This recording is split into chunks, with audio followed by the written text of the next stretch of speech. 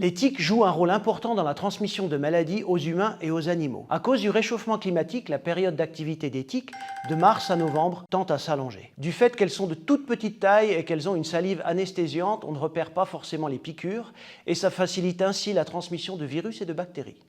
Quelles maladies sont transmises ? Chez l'être humain, par exemple, les tiques peuvent transmettre la méningo-encéphalite à tiques, une maladie pour laquelle il n'y a pas de traitement. Cette maladie provoque des troubles neurologiques. La seule solution est la vaccination. Les tiques peuvent causer aussi la maladie de Lyme ou borréliose, une maladie qui peut toucher le cœur, les articulations, la peau et le système nerveux, sans traitement approprié et rapide avec des antibiotiques. Les tiques peuvent provoquer aussi chez l'animal et l'humain la tularemie, une maladie qui provoque fièvre, détresse respiratoire et fatigue. La tularemie peut se retrouver aussi dans le lait et la viande. Que faut-il faire pour se prévenir des maladies ?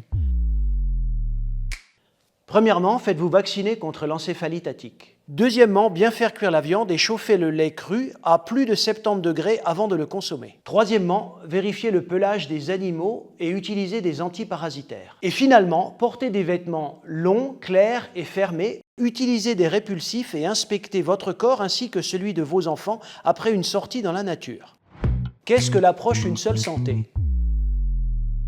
Les tiques sont liées à la santé humaine, la santé animale, mais sont aussi très importantes à l'environnement comme source de nourriture pour d'autres espèces par exemple. Trouver une solution aux problèmes en lien avec les tiques nécessite donc de tenir en compte ces 3 paramètres. Et pour ce faire, on utilise l'approche Une seule santé ou One Health en anglais. C'est pourquoi l'OSAV, l'OFEV, l'OFAG et l'OFSP collaborent entre autres à l'information du public.